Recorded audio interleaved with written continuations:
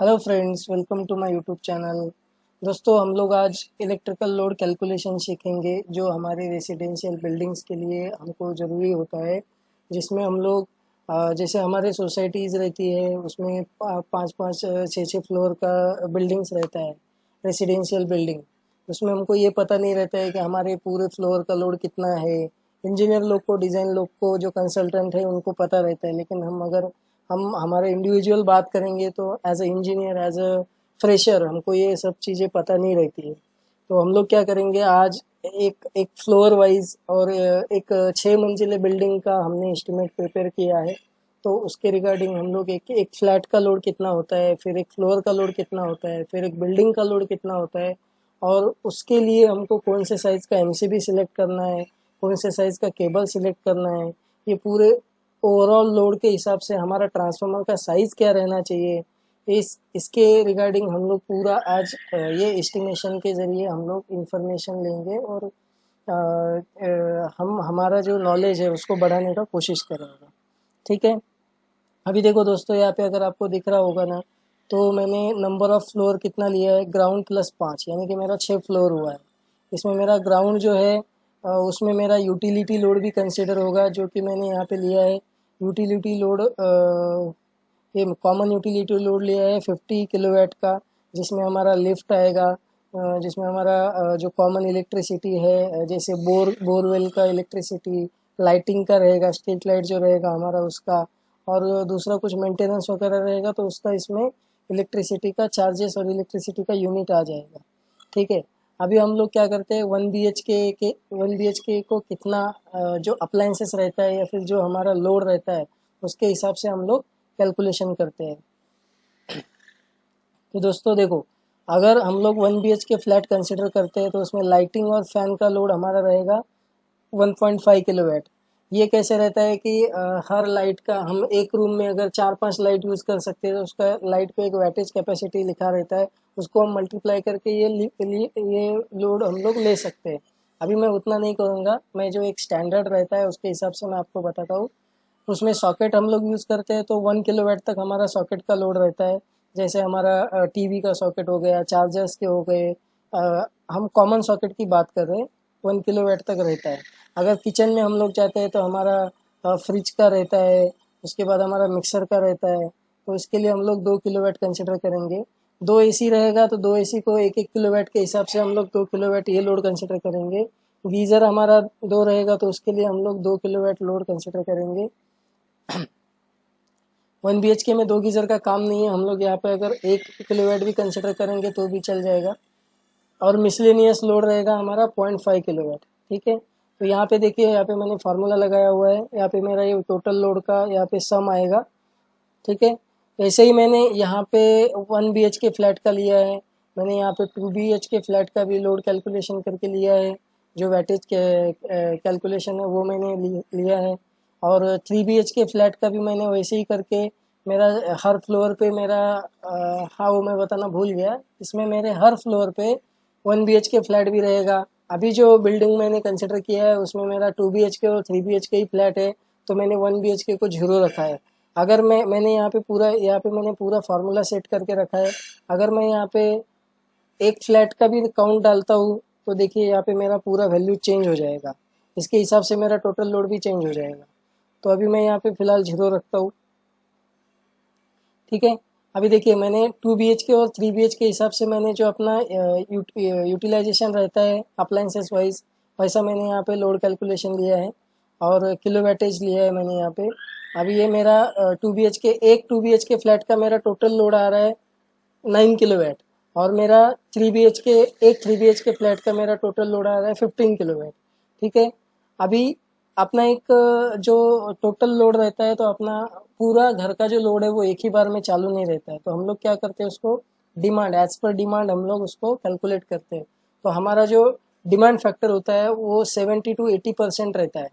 तो हम लोग क्या करेंगे, इसको 0.7 या 0.8 से भी आप मल्टीप्लाई कर सकते हो। तो हम क्या करेंगे, 0.7 कंसिडर करेंगे जो हमारा एक्चुअल यूटिलाइजेशन रहता है। अगर हम डे का बात करेंगे तो हमारा डे में लाइट्स ऑफ रहता है, फैन एक हाथ चालू रहता है, अदरवाइज AC चालू रहता है। और नाइट में अगर हम लोग बात करें तो हमारा टीवीज, हमारा फ्रिज वगैरह कभी बंद रहता है, कभी चालू रहता है, तो हम लोग वो कंसिडर नहीं करेंगे। और हमारा जो टोटल लोड रहेगा वो हम लोग क्या करेंगे, टोटल डिमांड लोड रहेगा ये हमारा, तो हम लोग क्या करेंगे 8 किलोवाट को 0.7 से मल्टीप्लाई करेंगे, तो जो हमारा एक्चुअल लोड है वो हमारा कैलकुलेट होके आ जाएगा। तो हमको 1 BHK के लिए 5.6 लग रहा है, 2 BHK के एक ये सिंगल फ्लैट का लोड है, तो इसके लिए हमको टोटल 2 BHK का एक जो फ्लैट है उसके लिए हमारा 6.3 किलोवाट लगेगा, और जो हमारा 3 BHK का एक फ्लैट रहेगा उसके लिए हमको 10.5 किलोवाट लोड लगेगा। ठीक है, अभी मुझे क्या करना है, एक पूरे फ्लोर का लोड कैलकुलेट करना है। तो मैं क्या करूँगा, इसको यहाँ पे आप देखेंगे तो मैंने फार्मूला लगा हुआ है D7 इंटू C20। तो मैं ये देखिए, मैंने अगर यहाँ पे क्लिक किया तो आपको नंबर ऑफ फ्लैट इंटू एक फ्लैट का जो टोटल लोड रहेगा तो उससे मल्टीप्लाई होकर मेरा ये लोड आ जाएगा। ठीक है, सेम मैंने वही यहाँ पे भी वैसे ही करके रखा है। Okay, so this will be my total load for 2 BHK flat, and this is the total load for 3 BHK flat. Sorry, this is the 3 BHK flat. My total load is multiplied by number of flat on per floor. Okay, तो ये हमारा तीनों flat का load आ गया। अभी हम लोग क्या करेंगे, टोटल लोड पर फ्लोर। तो हमको क्या करना है, जितने भी हमारे एक फ्लोर पे जितना भी 1 BHK फ्लैट है, 2 BHK फ्लैट है, 3 BHK फ्लैट है, ये तीनों का हम लोग अगर टोटल करेंगे तो वहाँ पे हमारा एक फ्लोर का लोड आ जाएगा। तो हमने क्या किया, यहाँ पे देखेंगे तो ये टोटल लोड प्लस 2 BHK का टोटल लोड और प्लस 3 BHK का टोटल लोड हमने ले लिया, तो हमारा एक फ्लोर का पूरा लोड आ गया 50.4 किलोवाट। ठीक है, अभी मुझे क्या करना है, पूरी बिल्डिंग का लोड निकालना है। तो मैं क्या करूँगा, इसमें जो मेरा पर फ्लोर का लोड है इसको मैं ग्राउंड प्लस 5th फ्लोर यानी मल्टीप्लाई बाय 6 करूँगा, तो मेरा टोटल लोड आ जाएगा। ये दोस्तों मैंने इसके लिए लिंक करके रखा है कि मैं हर बार ये पूरा शीट चेंज करते नहीं रहूँगा। मुझे क्या करना है, number of floors, number of building डालना है, और number of floors, number of flat डालना है, उसके हिसाब से मेरा ये कैलकुलेशन आ जाएगा। तो ये मैंने एक सैम्पल एस्टिमेशन शीट बनाई हुई है। अभी हम लोग बात करते हैं, ये तो हमारा पूरा अभी बिल्डिंग का लोड आ गया, हमारा जनरल लोड आ गया एज पर फ्लैट। तो अभी हम लोग क्या करेंगे, कॉमन यूटिलिटी लोड कंसिडर करेंगे 50 किलोवाट का। तो इसका भी हम लोग ये करते हैं क्योंकि हमारा लिफ्ट हमेशा चालू रहता है, हमारा मोटर भी चालू ही रहता है, क्योंकि उसका और इसका परसेंटेज में लगभग फ़र्क आता है। तो अगर हम लोग इसको 0.6 भी % करते हैं तो ये देखिए अपना पूरा लोड यहाँ पे निकल के आ जाएगा। डिमांड लोड मेरा कितना है, सॉरी यहाँ पे थोड़ा स्पेलिंग मिस्टेक हो गया। हाँ, डिमांड लोड मेरा कितना आ गया, डिमांड कॉमन यूटिलिटी लोड है मेरा 30 किलोवाट। ठीक है, अभी मुझे क्या करना है, टोटल बिल्डिंग का पूरा डिमांड लोड निकालना है। तो मैंने क्या किया, ये मेरा जो 6th फ्लोर का जो लोड है ये वाला, ये प्लस मेरा कॉमन यूटिलिटी लोड मैंने निकाला है, तो ये मेरा यहाँ पे 332.4 किलोवाट ये मेरा लोड आ गया। अभी दोस्तों ये मेरा पूरा बिल्डिंग का लोड आया हुआ है, बराबर है। अभी मुझे क्या करना है, इसके हिसाब से मुझे मेरा ट्रांसफार्मर जो रहेगा, क्योंकि अभी आजकल क्या है कि अगर बड़ा बिल्डिंग रहेगा तो उसके लिए स्पेशल ट्रांसफार्मर प्रपोज करना है, ऐसा NSCDCL का ये है, जो हमारा एक स्कीम है DDF, डेडिकेटेड डिस्ट्रीब्यूशन ट्रांसफार्मर। तो अगर आपका लोड अगर 300 के ऊपर है या फिर 400 किलोवाट के आसपास जा रहा है तो आपको ट्रांसफार्मर प्रपोज किया जाता है। ये ट्रांसफार्मर 5 साल तक जो है, जो बिल्डर रहेगा उसके मेंटेनेंस उसके स्कोप में रहता है। 5 साल के बाद उसको हैंडओवर करना पड़ता है MSCB को, और वो MSCB उसको हैंडओवर लेके फिर उसका जो मेंटेनेंस रहेगा वो अपने थ्रू करा लेती है। ये इन्फॉर्मेशन मैं इसके लिए बता रहा हूँ कि कभी कभी क्या होता है कि हमको ये सब चीज़ें पता नहीं रहती है, तो हमारा कुछ कभी पैसा ज़्यादा जाता है या फिर हमको नॉलेज ना होने की वजह से कोई अपना नुकसान भी कर सकता है। तो ये इन्फॉर्मेशन आपको रहना ज़रूरी है। तो अभी हम लोग क्या करेंगे, इसके हिसाब से हमारा ट्रांसफार्मर साइज़ सेलेक्ट करेंगे। तो ये मैंने अलग से ट्रांसफार्मर के लिए अलग से साइज़ बना के रखा है। ये देखिए मेरा बिल्डिंग डिमांड लोड क्या है कि मेरा 332.4 ये मेरा बिल्डिंग का डिमांड लोड है। अभी मुझे क्या करना है, यहाँ पे पावर फैक्टर लगाना है। मैं अगर क्योंकि पावर फैक्टर जो है उसके हिसाब से उसका कितना लोड यूटिलाइज होगा ये मुझे पता चलेगा। और मुझे क्या करना है, ये क्योंकि हमारा ट्रांसफार्मर का जो यूनिट रेटिंग है वो KVA में रहता है, तो हम लोग अगर किलोवाट को 0.8 से अगर डिवाइड करते हैं तो हमारा किलोवाट रेटिंग आ जाता है। ठीक है, हमको ये लोड को 0.8 से डिवाइड करना पड़ता है या 0.9 से भी डिवाइड कर सकते हैं, वो डिपेंड रहता है अपने एरिया के लोड के हिसाब से।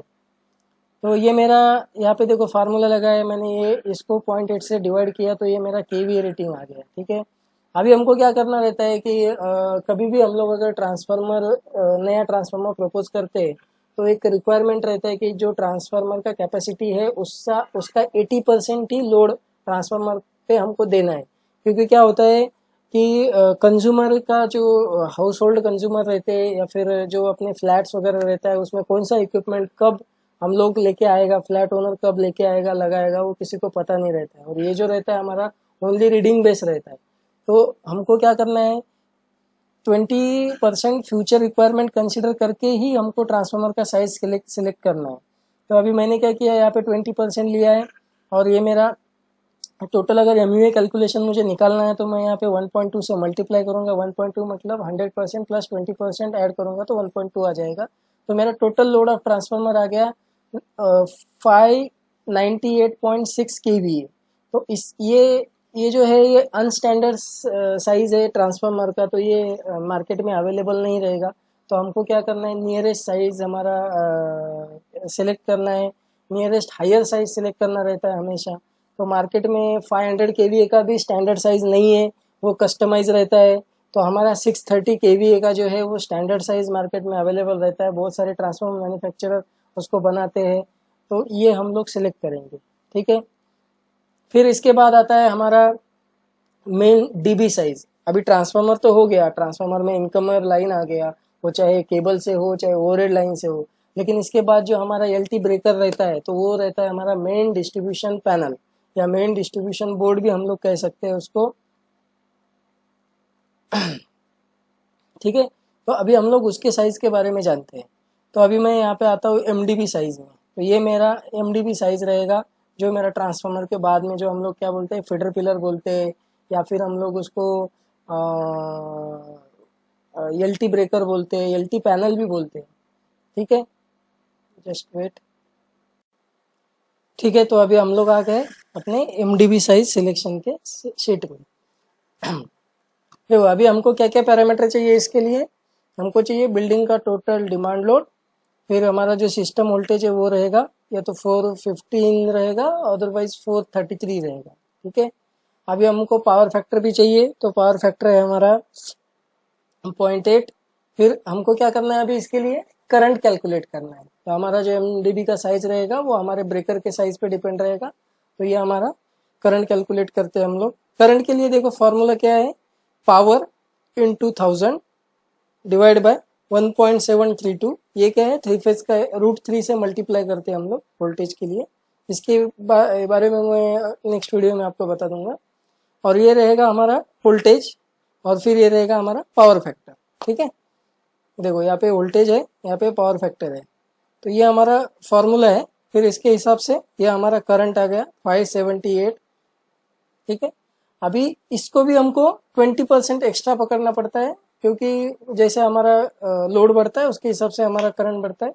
इसको ये रहता है 20% और 25% रहता है जो हमारा बेसिक करंट रहेगा उसके ऊपर। ठीक है, तो ये फ्यूचर रिक्वायरमेंट रहता है या फिर हम लोग इसको सेफ्टी फैक्टर भी बोलते हैं। तो ये इतना रहेगा। फिर मैंने इसको 20% से मल्टीप्लाई किया तो ये हमारा इतना साइज आ गया। ठीक है, अभी इसमें ये भी हमारा अनस्टैंडर्ड साइज है, ये स्टैंडर्ड साइज नहीं है, ये कोई मैन्युफैक्चर करता नहीं है। इसके लिए हमारा जो ब्रेकर रहता है उसका साइज क्या रहता है, 630 एम्पियर का रहता है, एक 800 एम्पियर का रहता है, फिर 1000 का रहता है, फिर 1200 का रहता है, फिर 1600 का रहता है, फिर 2000 का रहता है। तो ये हमारा स्टैंडर्ड साइजेस है ब्रेकर का। और इसके लिए हम लोग क्या करते हैं, एसीबी सिलेक्ट करते हैं। देखो इसके लिए कैसा है कि हम एमसीबी कब यूज करते हैं, हमको एमसीसीबी कब यूज करना है, हमको एसीबी कब यूज करते हैं, हम लोग वीसीबी कब यूज करते हैं। एसीबी का फुल फॉर्म होता है एयर सर्किट ब्रेकर, एमसीबी का फुल फॉर्म होता है मिनिएचर सर्किट ब्रेकर, और एमसीसीबी का फुल फॉर्म होता है मोल्टेड केस सर्किट ब्रेकर, और वीसीबी का फुल फॉर्म होता है वैक्यूम सर्किट ब्रेकर। तो ये ब्रेकर के बारे में हम लोग अलग वीडियो में जानेंगे, मैं खाली डिफरेंस बता रहा हूँ कि जो एमसीबी रहता है वो हमारा 60 एम्पियर तक या फिर 100 एम्पियर तक हमारा एमसीबी रहता है, यूज़ हम लोग करते हैं। एमसीसीबी जो रहता है वो हमारा 63 एम्पियर से लेके हमारा 200 एम्पियर तक हम लोग एमसीसीबी यूज़ करते हैं।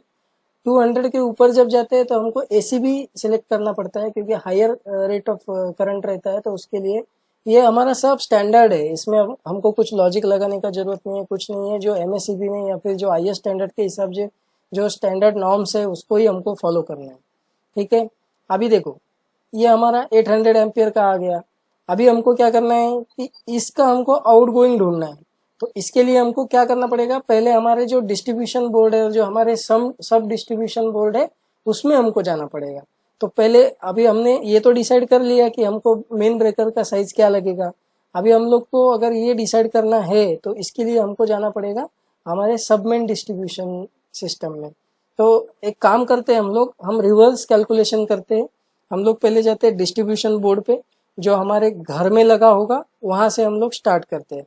तो देखो दोस्तों, जैसे मैंने पहले बताया था कि if the flat load is up to 7 kilowatt the MCB और डीबी शुड बी एसपीएन। अगर अपना जो ये हमारा क्राइटेरिया है कि अगर 7 किलोवाट के बिलो अगर लोड है तो that consumer will be consider as a single phase. And अगर 7 किलोवाट के ऊपर है तो हम लोग उसको 3 फेज लोड कैलकुलेशन बोलते हैं, और वो consumer as a 3 phase consumer करके कंसिडर किया जाता है। उसके लिए हमको एमसीबी और डीबी जो है वो should be as a TPN triple pole neutral, ठीक है। तो अभी हम जैसा मैंने बोला था कि ये जो मेरा बिल्डिंग है ये मेरा 3 BHK और 2 BHK फ्लैट का है। तो हम वापस वहीं पे आ गए। हमने क्या किया, 3 BHK एक पर फ्लैट का हमने लोड ले लिया।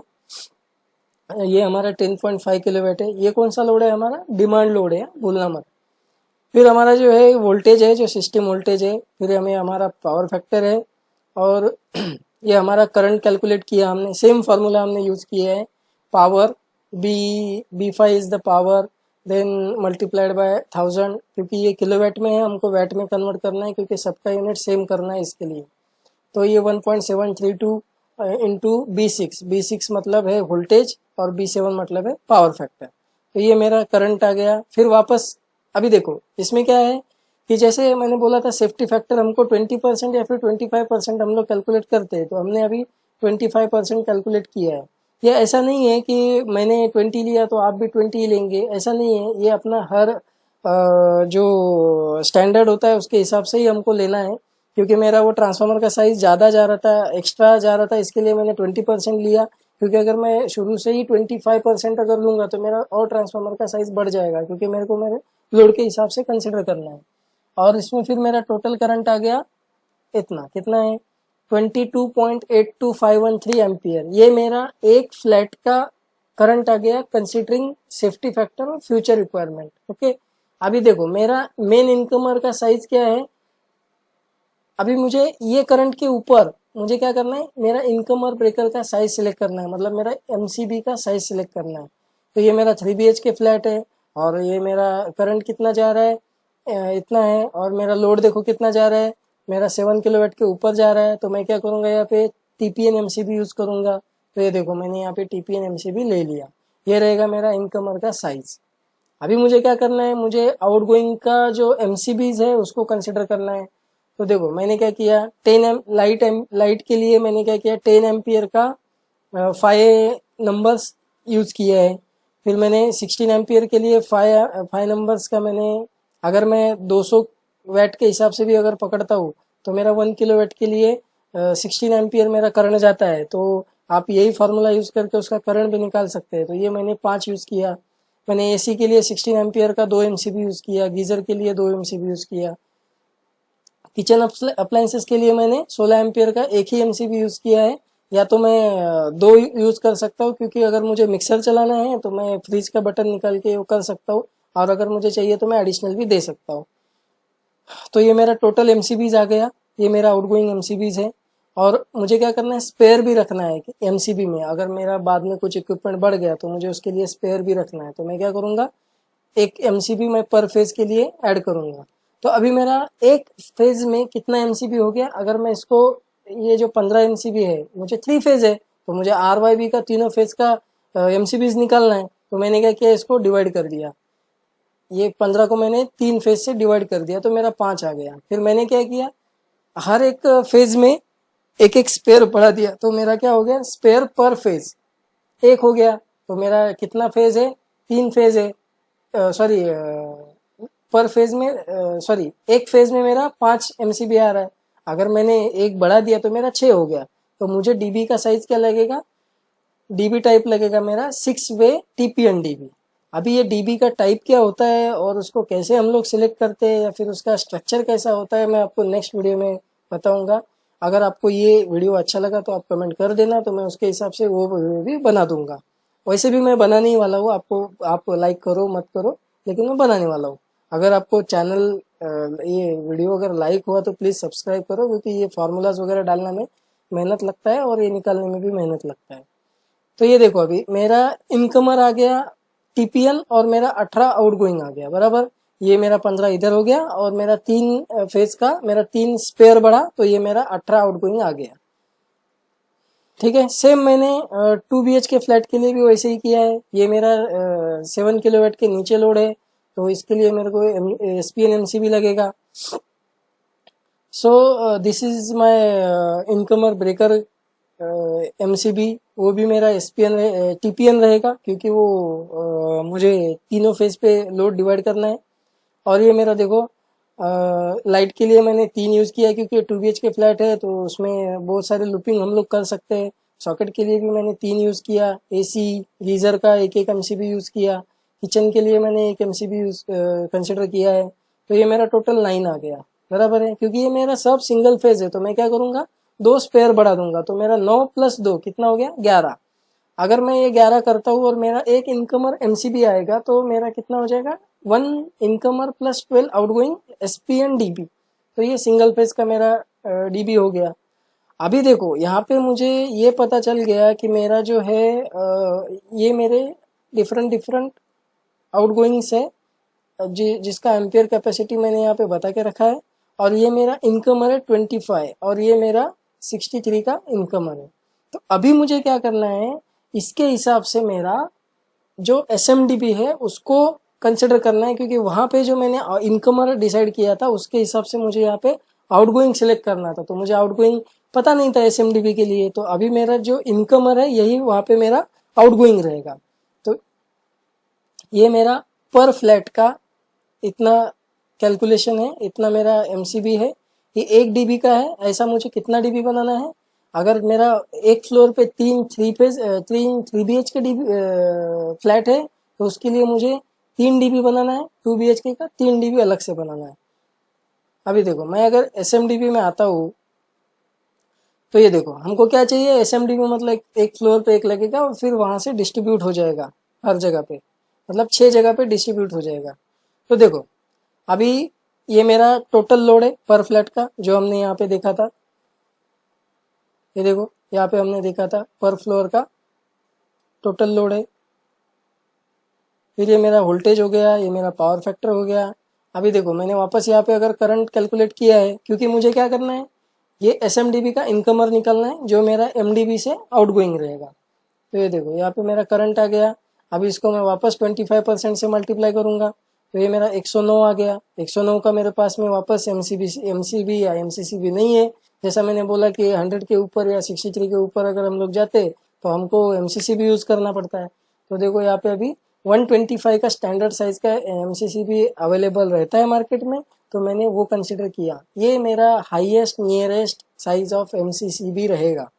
ठीक है, अभी देखो अभी मेरा क्या था, एक फ्लोर पे मेरा 6 फ्लैट था, उसमें से 3 मेरा 3 BHK था, 3 मेरा 1 BHK था, सॉरी 2 BHK था। तो मुझे क्या करना है, 25 एम्पियर का मेरा TPN MCCB रहेगा। सॉरी यहाँ पे मैंने हाँ MCCB रहेगा, क्योंकि ये मेरा MCCB इसके लिए रहेगा कि मुझे high short circuit current prevent करना है। तो ये मेरा या तो MCB ही रह सकता है और MCCB भी रह सकता है। ठीक है, ये अपने ऊपर है, हम लोग कौन सा फॉल्ट कंडीशन या फिर कौन सा रेटिंग हम लोग कंसिडर करते हैं लोड कैलकुलेशन में।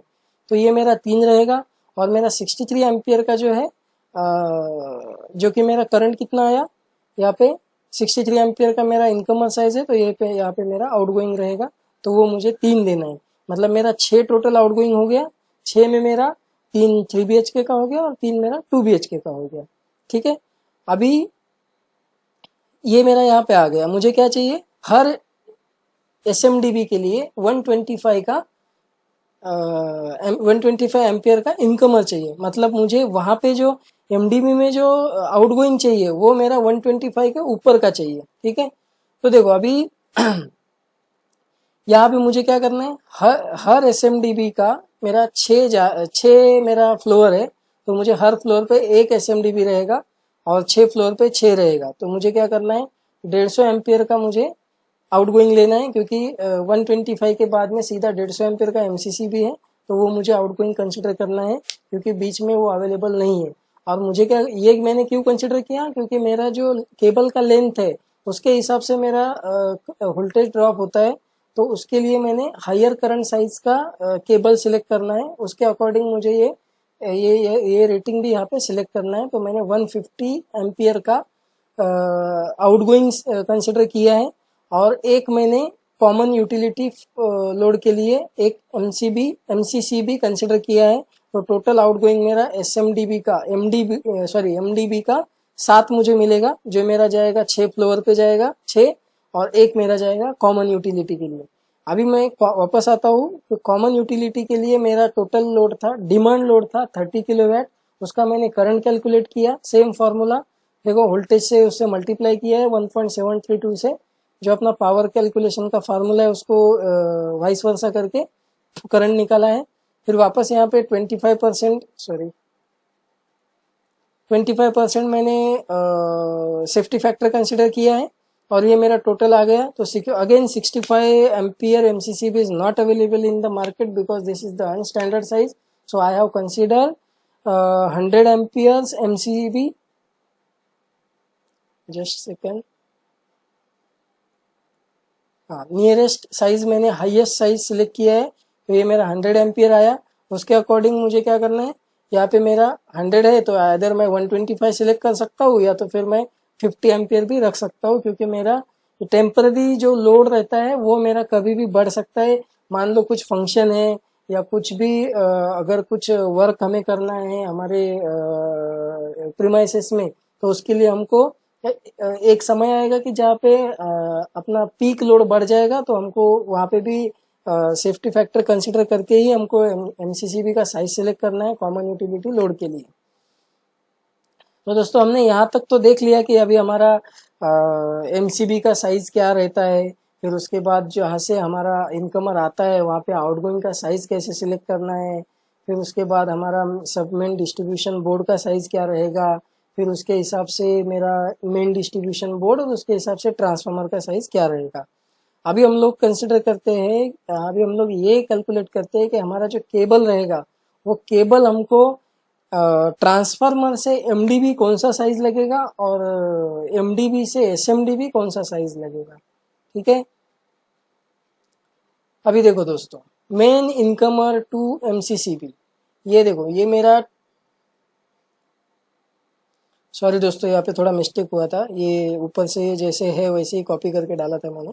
देखो अभी हमको क्या करना है, ट्रांसफार्मर से MDB का साइज हमको सिलेक्ट करना है, या फिर हम लोग इसको क्या बोल सकते हैं, ELT पैनल, और इसको और एक वर्ड रहता है फीडर पिलर, जिसमें हमारा ELT जो भी हमारा ट्रांसफार्मर के सेकेंडरी साइड का जो भी प्रोटेक्शन है वो हम लोग ट्रांसफार्मर को प्रोवाइड करते हैं दिस ब्रेकर के थ्रू। ठीक है, अभी देखो हमको क्या करना है, हमको पहले चाहिए ट्रांसफार्मर रेटिंग, वो है हमारा 630 kVA। फिर हमारा सिस्टम वोल्टेज क्या है वो हमने ले लिया। फिर वापस हमको क्या करना है, करंट कैलकुलेट करना है। तो इसके लिए हमको पावर फैक्टर का जरूरत है नहीं, तो हमने क्या किया, इसको मल्टीप्लाई किया है। फिर हमको एक डी रेटिंग फैक्टर हमको निकालना पड़ता है केबल का, उसके बारे में मैं आपको अलग से बताऊंगा। लेकिन जो हमारा जनरल रहता है या फिर स्टैंडर्ड हम बोलते हैं 0.8 to 0.9, ये हमारा स्टैंडर्ड डी रेटिंग फैक्टर होता है। कौन सा भी हम लोग केबल कंसिडर करते हैं, ये डी रेटिंग फैक्टर जो है बहुत सारी चीज़ों पे डिपेंड होता है। ये K1 to K7 ऐसा एक फैक्टर रहते हैं, उसके ऊपर हम लोग कैलकुलेट करते हैं, जिसमें हमारा सॉइल का कंडीशन आ गया, जिसमें एम्बिएंट टेम्परेचर आ गया, जिसमें हमारा रेजिस्टेंस आ गया और लेंथ ऑफ केबल आ गया। ये सॉइल में डाल रहे कि डक्ट में डाल रहे या फिर हम लोग इसको ओवरहेड डाल रहे, उसके ऊपर वो सब डिपेंड रहता है। ये इंस्टॉलेशन कैसे करते हैं इसके रिगार्डिंग अलग अलग लिमिट्स रहते हैं, वो लिमिट के हिसाब से हम लोग उसको सिलेक्ट करते हैं। तो अभी ये मेरा टोटल करंट आ गया, मेरा ट्रांसफार्मर का सेकेंडरी करंट है ये। इसमें मैंने जो मेरा हाईएस्ट कैपेसिटी रहेगा करंट का वो मैंने कैलकुलेट किया है। अभी मुझे क्या करना है, केबल सिलेक्ट करना है। तो इसके लिए मैं जाता हूँ अपने केबल चार्ट में, ये आपको इजी रहेगा। ये देखो, ये मेरा जो है केबल चार्ट है। इसमें मुझे देखना है कि 1095 केबल सस्टेन करने के लिए मेरे पास केबल अवेलेबल है केबल साइज की नहीं है, या फिर मुझे डबल रन डालना पड़ेगा या ट्रिपल रन डालना पड़ेगा, वो मुझे कैलकुलेट करना है। तो मैं आ गया यहाँ पे। अभी देखो यहाँ पे एक ये मेरा जो है 4 कोर का केबल साइज चार्ट है और ये मेरा 3.5 कोर का है। अभी वहाँ पे मुझे 4 कोर केबल सिलेक्ट करना पड़ेगा क्योंकि हायर रेट ऑफ करंट है। तो मैं यहाँ पे आता हूँ, ये देखिए मेरा 494। ये अगर मैं डायरेक्ट ग्राउंड में अगर बरीड करता हूँ तो मुझे कितना लगेगा। So this is the 300 square mm cable. हम जो ट्रांसफार्मर के सेकेंडरी साइड है वहाँ पे मैक्सिमम जो केबल यूज करते हैं आइदर 300 ही रहता है या फिर 400 स्क्वायर mm का केबल रहता है, क्योंकि हमको वो जो जितना भी ओवरलोड करंट है या जितना भी लोड है वो पूरा सस्टेन होना चाहिए। अभी मुझे 1095 इतना करंट बेयर करने के लिए मेरे पास ये जो केबल है अवेलेबल नहीं है। तो मुझे क्या करना पड़ेगा, इसमें से 400 स्क्वायर mm केबल मैं यूज करता हूँ और इसमें 528 एम्पियर करंट ये डायरेक्ट ग्राउंड में अगर मैं केबल को अंडरग्राउंड करता हूँ तो उसमें सस्टेन कर पाएगा। तो मुझे क्या करना है, ये 528 को यहाँ पे लेना है। अभी देखो मैं यहाँ पे 400 करता हूँ, ये मेरा पिछला कुछ कैलकुलेशन था उसके अकॉर्डिंग मैंने ये केबल लिया था।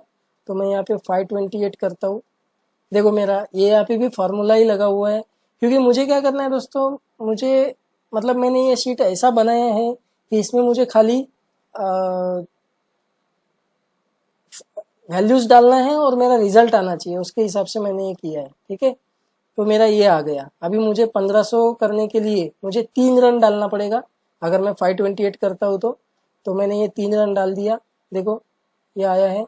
या फिर मैं 4 भी डाल सकता हूँ, अगर मेरे हिसाब से तो 4 डालना चाहिए। तो मैं यहाँ पे करता हूँ 4 runs off cable will be applicable. ठीक है, और फिर इसका वोल्टेज कैलकुलेशन भी हमको देखना है, वोल्टेज ड्रॉप कैलकुलेशन, और 12.45% से बिलो रहना चाहिए। तो मैंने वो भी कैलकुलेशन कर दिया।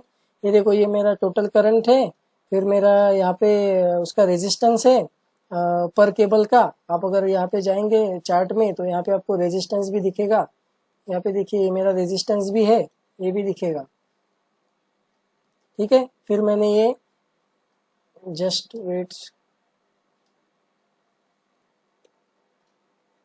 ठीक है दोस्तों, अभी देखो यहाँ पे मैंने रेजिस्टेंस ले लिया वहां से और मैंने 3 से डिवाइड कर दिया। तो अभी मुझे यहाँ पे 4 से डिवाइड करना पड़ेगा क्योंकि मैं 4 रन डाल रहा हूँ।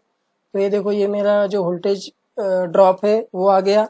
लेंथ ऑफ केबल मैंने 10 मीटर, सॉरी हाँ 10 मीटर मैंने कंसिडर किया है, क्योंकि मेरा जो ट्रांसफार्मर रहता है, सॉरी 100 मीटर है ये, क्योंकि ट्रांसफार्मर से वहां तक मुझे कुछ लूपिंग भी छोड़ना पड़ता है और कुछ क्या बोलते हैं उसको हम लोग, कुछ दूर भी रहता है वो ट्रांसफार्मर, तो वो हमने कंसिडर किया है। ठीक है, अभी ये तो मेरा आ गया वोल्टेज ड्रॉप। इसको अगर आप कंसिडर कंपेयर करेंगे तो 12.5 के अंडर है, मतलब हमारा जो केबल सिलेक्शन किया है हमने वो हमारा सही है। ठीक है, अभी हम लोग देखते हैं कि हमको MDB टू SMDB ये कैसे करना है।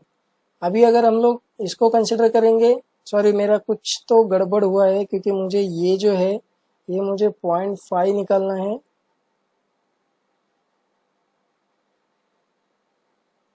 नहीं, ये 0.1 ही रहेगा क्योंकि ये 4 का मल्टीप्लिकेशन है और ये 50 रहेगा।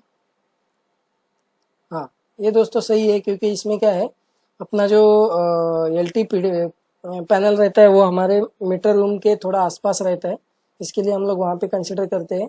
और यहाँ से जो अपना एमडीबी से जो पैनल जाता है जो अपने बिल्डिंग में जाता है उसका लेंथ कम रहता है, क्योंकि फ्लोर वाइज रहता है तो एक फ्लोर अपना 3-4 मीटर का रहता है, तो उसके हिसाब से ये लेंथ कंसिडर किया है। ठीक है, अभी ये देखो, ये मेरा टोटल यहाँ पे जो मेरा इनकमर था कौन सा SMDB का, तो वो मेरा 125 एम्पियर था। फिर ये power factor sorry D rating factor हो गया, जैसे यहाँ पे हमने कंसिडर किया था वैसे यहाँ पे भी किया है। हम कभी भी अगर केबल का करंट सिलेक्शन हमको करना है, केबल साइज सिलेक्शन करना है depend on the load current, तो हमको डी रेटिंग फैक्टर कंसिडर करना ही है। और इसका भी हम लोग डिटेल में स्टडी करेंगे नेक्स्ट वीडियो में। तब तक दोस्तों, अगर वीडियो आपको अगर अच्छा लग रहा है तो लाइक करो और चैनल को सब्सक्राइब भी कर लेना। ये देखो, ये मेरा टोटल करंट आ गया। फिर अगेन मैंने इसको मैंने जो करंट आया है वो सही है कि नहीं है, फिर मैंने जो केबल सिलेक्ट किया है वो सही है कि नहीं, उसको देखने के लिए मुझे ये वापस मैंने लोड कैलकुलेशन किया, वोल्टेज ड्रॉप कैलकुलेशन किया है। तो ये भी फिर वापस इसके लिए अगर 156 है तो इसके अकॉर्डिंग हम लोग केबल सिलेक्ट करेंगे। जनरली हम तो 16 या 25 स्क्वायर mm का ही केबल यूज़ करते हैं। तो अभी अगर इसमें यहाँ पे नहीं है तो हम लोग यहाँ पे 3.5 स्क्वायर mm में भी जा सकते हैं। अगर 16 का हमको देखना है तो 95 है।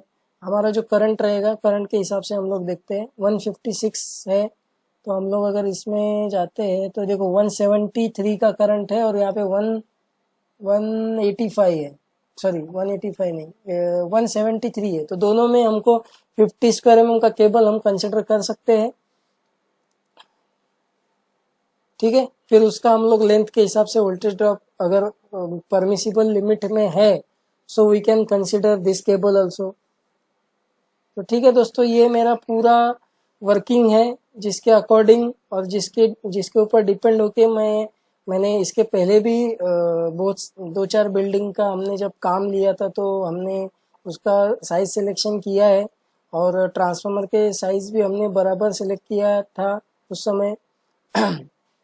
ये हमारा जो कैलकुलेशन है, ये अगर आपको सही लगा है, आपको अगर अच्छा लगा है तो आप कमेंट में कमेंट करो कि अच्छा लगा है करके, और आप लाइक करो, सब्सक्राइब करो। नेक्स्ट वीडियो में हम लोग देखेंगे कि क्योंकि हमको प्रैक्टिकली कोई सिखाता नहीं है कहाँ से कैसे आता है, क्या लोड कैलकुलेशन करना है, क्या स्टैंडर्ड कंसिडर करना है, तो हम लोग अगली बार में MCB, MCCB, RCCB और ACB इसके क्या कौन सा फैक्टर कंसिडर करके कौन सा यूज़ करना है, कौन सा MCB यूज़ करना है, उसके बारे में हम लोग नेक्स्ट वीडियो में बात करेंगे। हम लोग डिटेल में जाएंगे क्योंकि मेरा यही थिंकिंग है कि जैसा जो एक्सपीरियंस हम लोग ने लिया है स्टडी करने में या फिर नॉलेज गेन करने में, जो हमको स्ट्रगल करना पड़ा है वो आप लोग को नहीं करना पड़ेगा। इसके लिए मेरा यही कोशिश रहेगा कि जितना ज़्यादा मैं आपको ब्रीफ एक्सप्लेन करूँगा उतना ही मेरा मतलब मुझे फ़ायदा होगा। ठीक है, उसमें मुझे सेटिस्फेक्शन मिलेगा। ठीक है, तो प्लीज़ आप चैनल को सब्सक्राइब करो और बेल आइकन को प्रेस करो ताकि मेरा अगला वीडियो आपको तुरंत मिल जाए। मैं 1 या 2 दिन में ही उसको अपलोड करूँगा। ठीक है, thank you, have a good day.